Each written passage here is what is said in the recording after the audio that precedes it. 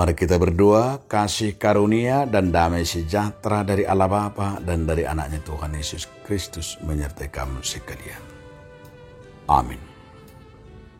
Bapak, Ibu, saudara-saudara sekalian di dalam nama Tuhan Yesus Kristus, firman Tuhan hari ini yang tertulis dalam kitab Yohanes 16 ayat 28. Aku datang dari Bapa dan aku datang ke dalam dunia. Aku meninggalkan dunia pula dan pergi kepada Bapa. Naborhat sianamay doaku rotu portibion. Namanadikon nama aku muse di portibion. Laho manopot amay. Demikian firman Tuhan. Saudaraku dalam nama Tuhan Yesus Kristus. Judul renungan kita hari ini adalah Aku datang dari Bapa. Tujuan dan perkataan Yesus ini mau menyatakan bahwa dia bukan bersumber dari dunia ini. Namun Tuhan Yesus mau menyatakan dia datangnya dari Bapa.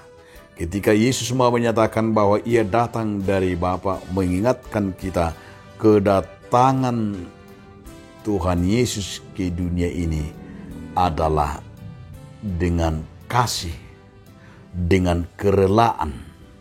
Coba kita bayangkan Bapak, Ibu, Saudaraku, apalah yang kita banggakan sehingga Allah mau turun dan datang ke dunia ini dengan kerelaan, dengan membawa kabar sukacita dari sorga, membawa kehidupan dari sorga, dan bahkan meninggalkan Bapa di sorga untuk datang kepada dunia ini dan juga kembali kepada Bapa. Ini yang sungguh-sungguh harus kita renungkan.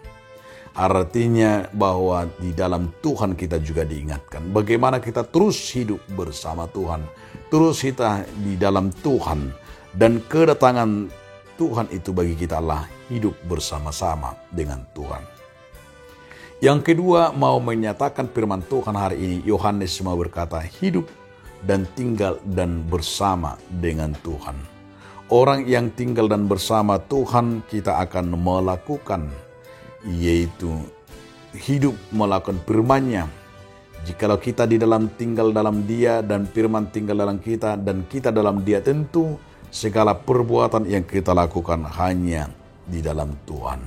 Itu sebabnya kita harus merupakan dan yakin dan percaya bahwa orang yang setia dan orang yang melihat dalam dirinya ada Tuhan Yesus Kristus, itulah yang bersumber dari sorga yang datang dari Tuhan. Namun orang yang tidak melihat dalam dirinya tidak ada Yesus itu, maka dia tidak bagian daripada orang yang hidup dalam firman. Maka mungkin dia juga sering akan terjerumus ke dalam dosa dan kejahatan. Itu sebabnya kita diajak bagaimana kita melihat dan hidup bersama-sama, tinggal di dalam Dia. Tinggallah di dalam Tuhan dan hiduplah dalam Tuhan, maka Tuhan akan mengubah dan membuat yang terbaik, dan terlebih kedatangannya menjadikan kita sebagai anak-anak Tuhan.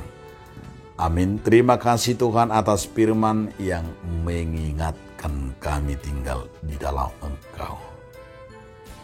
Amin.